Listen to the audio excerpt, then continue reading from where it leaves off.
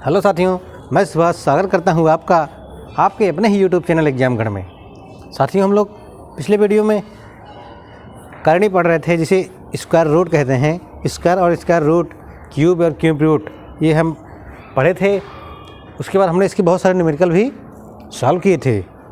आइए आज हम एक नया चैप्टर पढ़ते हैं जिसे हम लोग औसत कहते हैं, एवरेज, जिसे हम एवरेज कहते हैं। और सोचते हैं कि एवरेज क्या होता है, इसमें कौन कौन, इस चैप्टर के अंतर्गत कौन कौन से फार्मूले हैं जिसे हम यूज कर सकते हैं, और फिर इसके न्यूमेरिकल हम सॉल्व करेंगे। चैप्टर बहुत ही आसान सा है, इजी सा चैप्टर है। बस आप लोग थोड़ा सा मेहनत से पढ़िए और समझने की कोशिश कीजिए। आइए हम देखते हैं।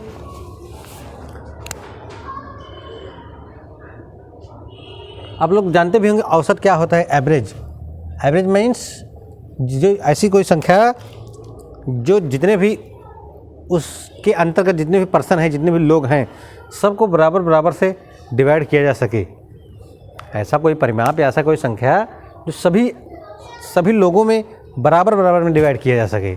जैसे एग्जाम्पल तौर पे हमारे पास अगर 3 आदमी हैं, एक आदमी के पास 3 रुपया है, एक के पास 4 रुपया है और एक के पास 5 रुपया है। 3 आदमी है, एक के पास 4 रुपया, एक के पास 3 रुपया, एक के पास 4, एक के पास 5। इस तरीके से हम देखते हैं कि टोटल हो गया 5, 4, 9, 3, 12 रुपया है। तीनों लोगों को मिला के 12 रुपया है, मगर सब आदमी के पास अलग अलग मात्रा में पैसा है। किसी के पास 3 है, किसी के पास 4, किसी के पास 5, मगर टोटल हो गया हमारा 12। और आदमी कितने हैं? 3। टोटल मतलब परिमापों का योग बड़े परिमापों की संख्या। हमारे पास 3 परिमाप है, 1, 2, 3। परिमापों की संख्या 3, 1, 2, 3। ये वाला जो 3 लिखा है ये नहीं है, ये इसकी संख्या 1, इसको बोलेंगे 1, इसको बोलेंगे 2, इसको बोलेंगे 3। ये परिमापों की संख्या है और परिमापों का योग है। इस तरीके से हम देखेंगे 3 चौको 12। मीन्स इनका जो औसत आ गया वो 4 आ गया। इनका औसत क्या आ गया? 4 आ गया। कहने का मतलब चाहे तो हम 4 रुपये तीनों में बांट दें तब भी बराबर हो जाएगा। 4, 4 और 4 और 12 हो गया। इस तरीके से औसत हमारा यही होता है कि ऐसी संख्या जिसको सभी आदमी में, सभी पर्सन में, सभी लोगों में बराबर मात्रा में डिवाइड किया जा सके, हमारा औसत हो जाएगा। औसत निकालने का फार्मूला क्या होता है? परिमापों का योग बड़े परिमापों की संख्या। यहाँ पे हमारा 3 यहाँ पे थे, इसीलिए अगर मान लो एक आदमी और होता है यहाँ पे जिसके पास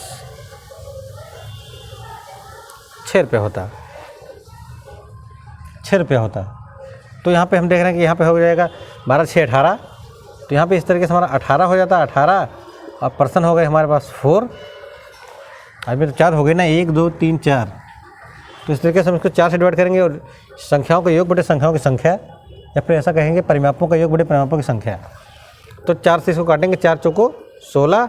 यहाँ पे 2 बच गया, दशमलव लगा, 0 बढ़ा, 4 पंचे 20।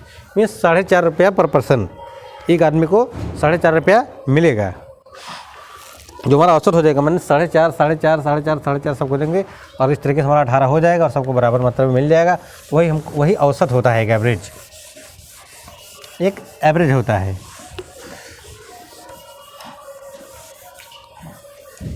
चलिए हम इसके कुछ सूत्र देखते हैं, अच्छे सूत्र। पहला हम औसत ही देखते हैं। औसत क्या होता है? औसत इक्वल टू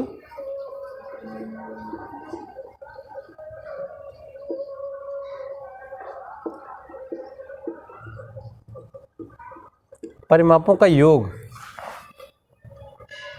बटे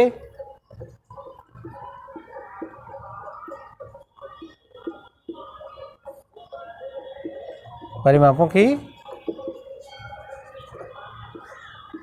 की संख्या है। परिमापों का योग बटे परिमापों की संख्या, इसी को हम एवरेज बोलते हैं, औसत। आप लोग नोट डाउन करते रहिए। औसत बराबर परिमापों का योग बटे परिमापों की संख्या, या फिर संख्याओं का योग बटे संख्याओं की संख्या जिसे कह सकते हैं। चलिए हम दूसरा फार्मूला देखते हैं।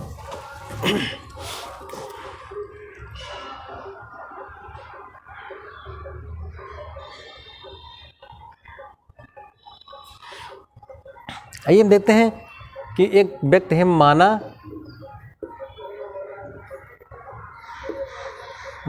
कोई व्यक्ति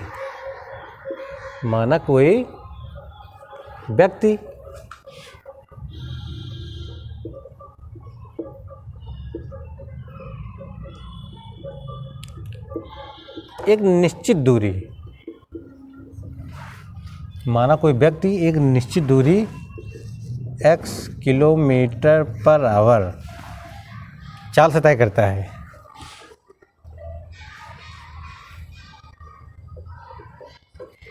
तथा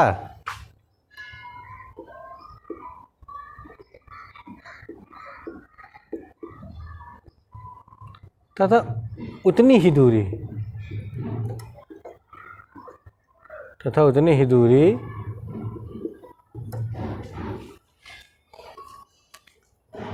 y किलोमीटर प्रति घंटा की चाल से, उतनी ही दूरी y किलोमीटर पर आवर की चाल से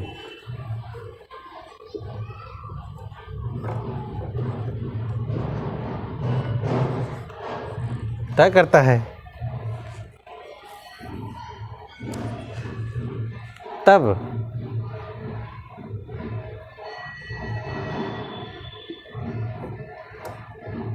पूरी यात्रा में औसत चाल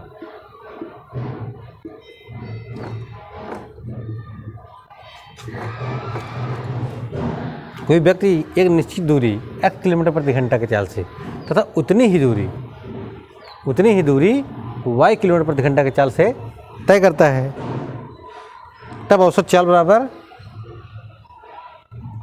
2xy बटे x प्लस y,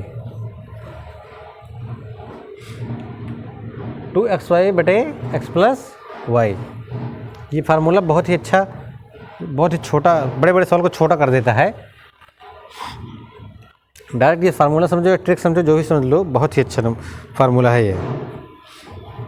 और यहाँ पे किलोमीटर प्रति घंटे में आ रहा है, यहाँ पे किलोमीटर प्रति घंटे में आया है, तो यहाँ भी क्योंकि ये चाल है निश्चित, इतना किलोमीटर प्रति घंटे की चाल से, इतना किलोमीटर प्रति घंटे की चाल से चाल है हमारा, तो ये भी हमारा चाल होगा और ये भी हमारा किलोमीटर पर आवर में ही होगा, किलोमीटर प्रति घंटे में ही होगा,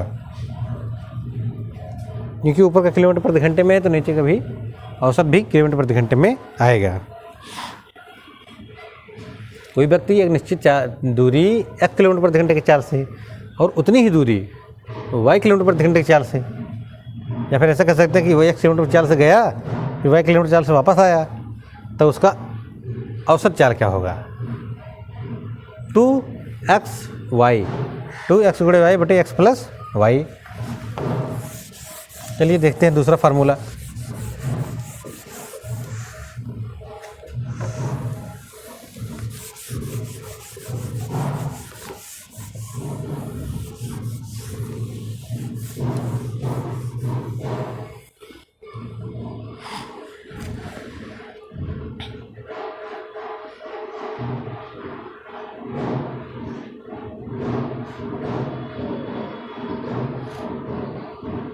प्रथम n प्राकृतिक संख्याओं का योग,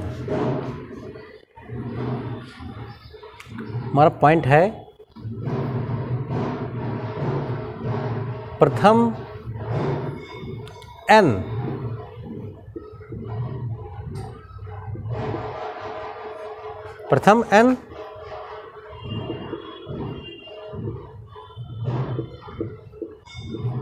प्राकृतिक संख्याओं का योग,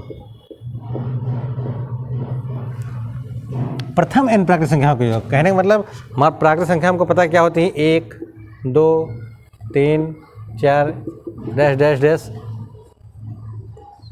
इनफाइनाइट तक ये हमारा प्राकृतिक संख्या होती है। तो प्रथम हमारे यहाँ से हो गई 1 2 3 4, प्रथम n मीन्स जितना भी कहेगा वो n हो जाएगा। जैसे कहेगा प्रथम 50 तो इसको हम लोग 1 से लेकर 50 तक, प्रथम 100 n के स्थान पर 100 हो गया तो 1 से लेकर 100 तक, प्रथम 500 तो 1 से लेकर 500 तक। तो n मतलब वही है प्रथम n प्राकृतिक संख्याओं का योग, जैसे कह दिया कि 1 से लेकर 100 तक संख्याओं का योग कितना होगा, 1 से लेकर 50 तक संख्याओं का योग कितना होगा, या फिर कहेगा प्रथम 200 संख्याओं का योग कितना होगा, तो n के स्थान पे 200 आ जाएगा। तो फार्मूला क्या है, प्रथम n प्राकृतिक संख्याओं का योग क्या है, n ब्रैकेट में n+1/2,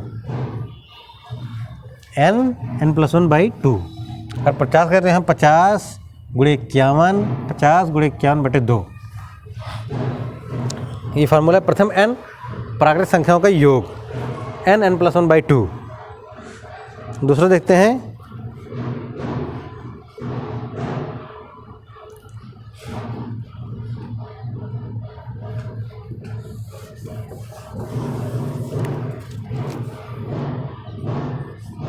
दूसरा हो गया हमारा प्रथम n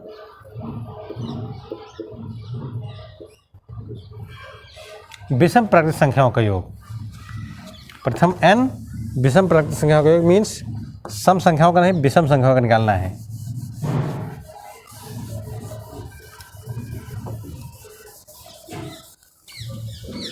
प्रथम n विषम प्राकृतिक संख्याओं का योग, तो यहाँ से हम निकालते हैं फार्मूला,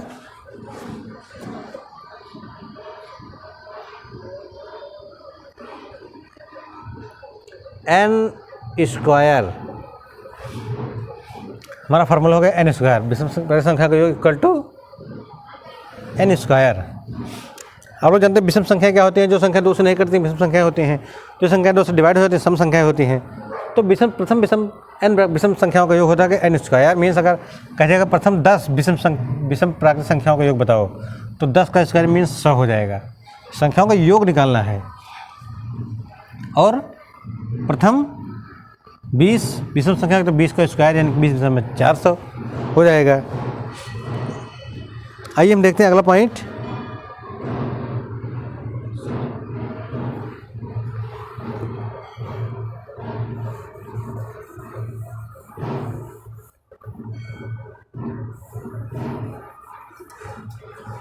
अगला पॉइंट हमारा क्या है, सम। प्रथम n, अब तक हम विषम निकाले थे, अब सम। प्रथम n सम प्राकृतिक संख्याओं का योग, n+1। ये हमारा क्या था, ये हमारा प्रथम n संख्याओं का योग था, n+1। ये हमारा हो गया सम प्राकृतिक संख्याओं का योग। हमने देखा था कि जिसमें सम नहीं था, प्रथम n प्राकृतिक संख्याओं का योग, उसमें n+1/2 था, मतलब मीन्स इसका आधा हो जाएगा। मगर इसमें सम वाले में क्या होता है, जैसे हम लेंगे 2, 2 के बाद 4, 4 के बाद 6, 6 के बाद 8, 8 के बाद 10। अभी प्रथम 5 प्राकृतिक संख्याएं हो गई, प्रथम सम 5 प्राकृतिक संख्याएं हो गई है। तो इन पांचों का योग हम निकालना अगर चाहें तो इसको जोड़ लेंगे, इसका योग निकल जाएगा। वही हमको इस फॉर्मूले से हम निकाल रहे हैं। प्रथम 5, n के स्थान पर 5 हो जाएगा, 5 सम प्राकृतिक संख्याओं का योग है। फार्मूला आप लोग याद किए रखिए। और अगर इसका अवसर पूछ लेगा, प्रथम n सम प्राकृतिक संख्याओं का योग हो जाएगा। अवसर पूछ लेगा डिवाइड बाई n, औसत निकालना है ना। तो औसत मीन्स क्या हो, संख्याओं का योग ही तो है, बड़े संख्याओं की संख्या मीन्स n हो जाएगा। संख्याओं की संख्या क्या होता है n, तो n से हम इसको डिवाइड कर देंगे और हमारा टोटल इसकी वैल्यू निकल जाएगी। आइए हम दूसरा देखते हैं।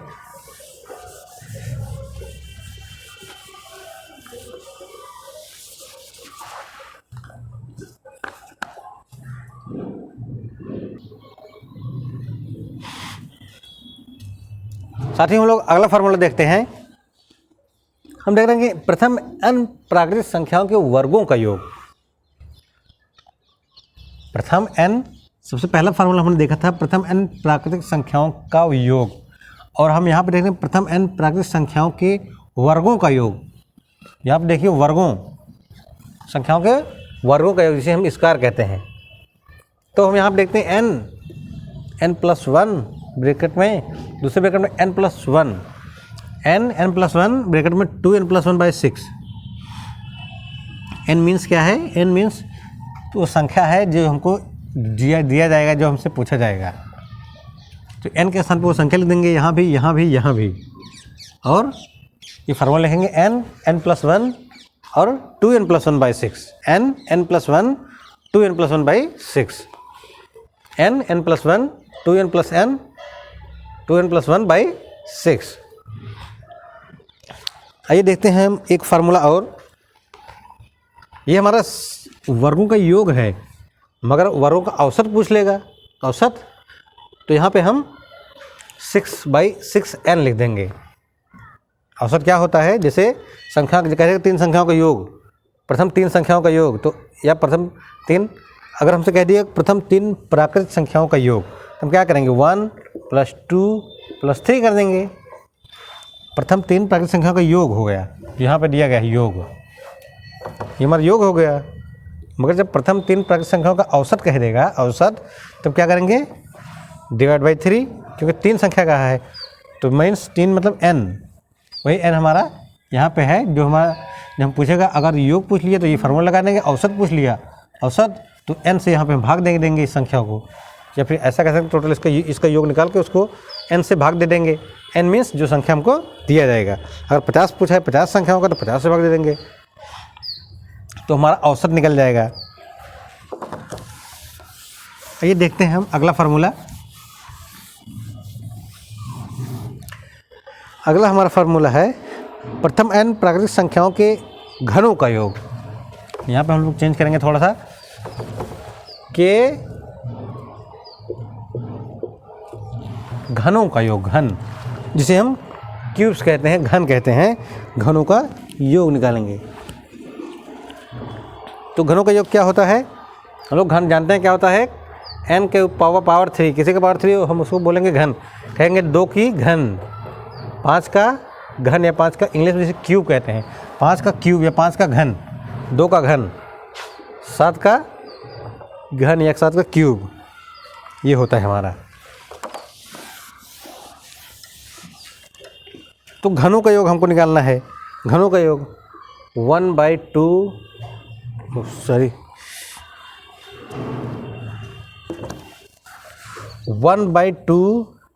n+1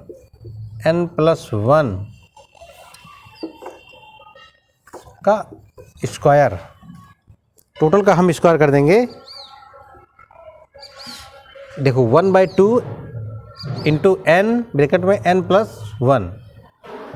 अच्छा, हम यहाँ पे छोटा ब्रैकेट तो लिख ही दिए हैं, तो इसलिए हम यहाँ पे मझला ब्रैकेट लिख देंगे, ऐसे कर देंगे 1/2 n+1, अब पूरे का स्क्वायर।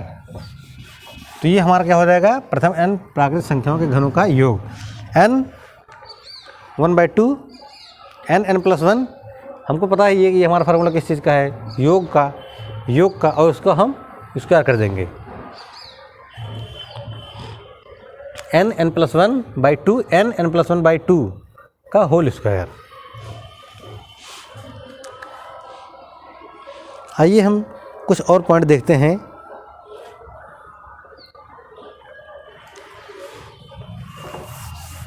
जब हम लोग फार्मूला देख रहे हैं तो इस चैप्टर का हम फार्मूला देख ही लेते हैं अच्छे से, 1-2 पॉइंट और देख लेते हैं जो बचा हुआ है, ताकि आप लोग को इस चैप्टर से कोई दिक्कत ना आए, फार्मूले को लेकर कोई कन्फ्यूजन ना आए। अगर कोई संख्या ऐसे दिया है a + d,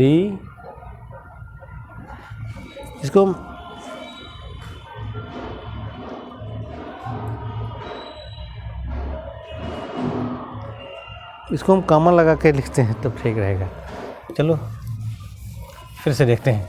हम लिख देंगे a, फिर पहला संख्या हो गया, फिर a + d, ये दूसरी संख्या हो गया, a + 2d, फिर क्या लिखें? फिर a + 3d dash dash dash dash dash dash. ऐसी कोई संख्या अगर हमारी सीरीज है, कोई सीरीज है जिसमें a + 2d, a + d, a + 2d, a + 3d, तो कहने का मतलब अगर एक कोई संख्या है, मान लो तो 2 है, 2, यहाँ पर 2 और डी का मतलब होता है मान लो 3, कहने का मतलब ये 2 और डी के स्थान पर अगर हम 3 लिखेंगे तो 3 2 5, 2 3 2 6, 2 3 3 9, क्योंकि अगर इसको हम डी मान लिए हैं, डी मीन्स 3 मान लिए हैं अगर ये दिया है तो। कहने का मतलब ये हमारी एक सीरीज बनती जाएगी। जैसे एग्जांपल तौर पे हम ए के स्थान पर मान लेते हैं a equal to 2, d equal to 3, a equal to 2, d equal to 3। तो क्या करेंगे, इसको लिखेंगे 2, ये हो जाएगा हमारा 3 2 5, ये हो जाएगा 2 3 3 2 6, मतलब 8, ये हो जाएगा 2 और 3 3 9, 11। मीन्स इसमें देखेंगे एक अंतर मिलेगा हमको कितने का, 3 का अंतर है, फिर यहाँ पे 3 का अंतर है, यहाँ पे 3 का अंतर है। मीन्स अगर इसमें हम +3 कर देंगे तो हमारा अगली संख्या मिल जाएगा, +3 कर देंगे तो अगली संख्या मिल जाएगा, +3 करेंगे तो अगली संख्या मिल जाएगा। तो ऐसे ही यह सीरीज आगे चलता जाएगा, +3 करते जाएंगे, अगली संख्या हमको मिलती जाएगी। तो ये ऐसे जो सीरीज होता है हमारा, ऐसा जो हमारा सीरीज होता है, इसको हम बोलते हैं समांतर श्रेणी या समांतर सीरीज। इसको हम बोलते हैं समांतर श्रेणी। ये हमारा समांतर श्रेणी में है, ये सीरीज समांतर श्रेणी में है। और इसमें जो पहला पद होता है, प्रथम पद को हम ए बोलते हैं, ए प्रथम पद ए, और डी होता है इसको सार्वंतर बोलते हैं। सार्वंतर मतलब सब में इतने का अंतर है, सार्वंतर सब में अंतर। यहाँ पे लिखते हैं समांतर श्रेणी में है।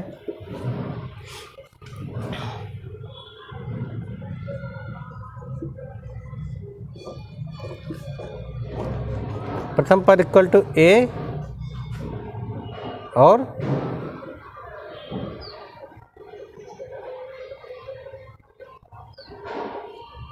सर्वांतर इक्वल टू डी। सर्वांतर हमारा हो गया डी।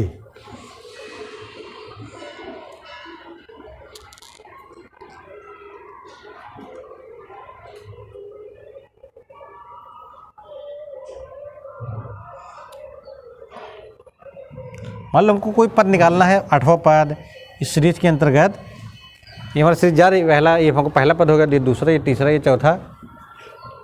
मान लो हमसे पूछ लिया गया इसका 10वां पद बताओ या इसका 15वां पद बताओ, 15वां पद क्या होगा या 20वां पद क्या होगा, कुछ भी हमसे पूछ लिया गया। या इसको जिसे nवां पद कह सकते हैं, जो भी n मीन्स वही पद की संख्या दिया रहेगा, तो nवां पद जिसे tn कह सकते हैं, n टर्म्स ये nवां पद। तो nवां पद हमको निकालना है, तो हमको क्या लिखा है, फार्मूला हमारा हो गया a + n - 1 इंटू डी।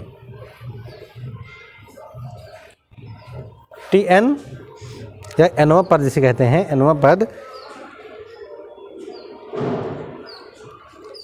यहाँ पे लिख देते हैं हम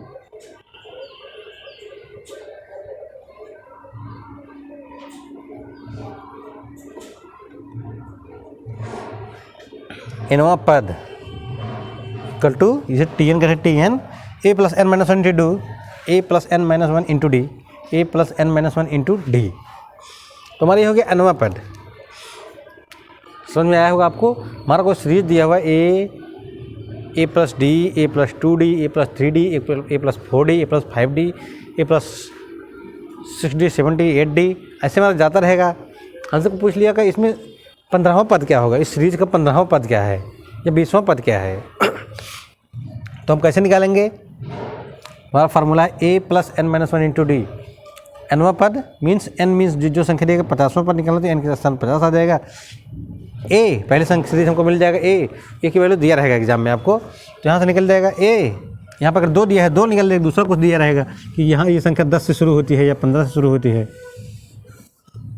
10 से शुरू होती है 15 से शुरू होती है। तो क्या करेंगे हम, वहाँ पे पहले संख्या लिख देंगे 15 प्लस हम उस सीरीज का हमको 20वां पर ज्ञात करना है, तो 20 - 1 इंटू डी। डी मीन्स दो संख्याओं का अंतर, सार्वंतर, यहाँ से देखेंगे दो संख्या का अंतर निकलेगा डायरेक्ट, किसी भी दो संख्या में से हम पीछे वाले साइकिल घटा लेंगे, हमको अंतर मिल जाएगा। तो इस तरीके से हमारा सार्वंतर हो गया। क्या सार्वंतर मतलब मीन्स nवां पद हो गया ये। चलो इसमें इस फार्मूले में हम एक सूत्र और निकालते हैं।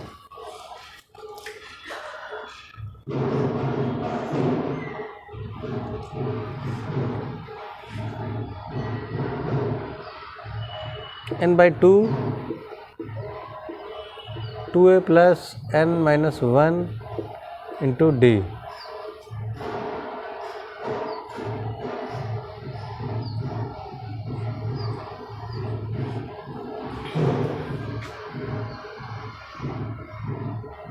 ये हो गया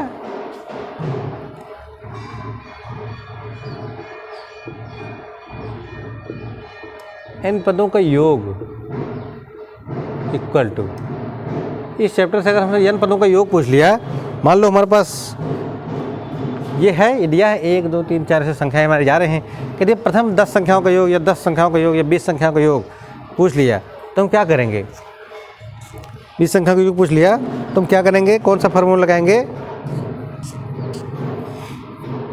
ये हम 20 पदों का योग पूछ लिया तो 20 पदों का योग तो क्या करेंगे? n मतलब 20/2 n/2 ब्रैकेट में 2a plus n-1 into d। तो यहाँ से n पदों का योग निकल जाएगा, n पदों का योग निकल जाएगा। प्रथम जैसे यहाँ पे दे दिया 1 2 3 3 संख्या का योग पूछ लिया, यहाँ पे 2, यहाँ पे अभी हम जैसे सीरीज निकाला था हमने मान के, हमने क्या देखा था 2 5 8 11 ऐसे निकला था हमारा। कह रही है प्रथम 3 संख्याओं का योग, यहाँ से लगाएंगे 8 8 5 13 13 2 15, तो 3 संख्या का योग 15 हो गया। हमको दिख रहा है ये सीरीज, हमने जोड़ लिया। अगर हमको ये डैश डैश आगे जाता है 20 संख्याओं का योग, तो 20 संख्या हमको पता नहीं है, तो डायरेक्ट हम फार्मूला निकालेंगे 20/2 2a 2 और a plus 20 - 1 means 19 into d means अंतर 3। तो यहाँ से डायरेक्ट हम इसमें रख के निकाल सकते हैं पदों का योग। उम्मीद है आपको ये फार्मूला भी अच्छे समझ में आया होगा। इस चैप्टर के फार्मूले लगभग हमने देखे हैं, अच्छे से समझे हैं। अब अगले वीडियो हम इसकी न्यूमेरिकल सॉल्व करने की कोशिश करेंगे या फिर इसके बचे हुए फार्मूले भी हम देखेंगे, और इसके अंतर इस चैप्टर में अगर कोई ट्रिक यूज हो सकती है तो इसके न्यूमेरिकल सॉल्व करते समय ही हम उसको यूज करेंगे। वीडियो आपको पसंद आए तो वीडियो दोस्तों के साथ शेयर कर दीजिए और चैनल को सब्सक्राइब कर लीजिए।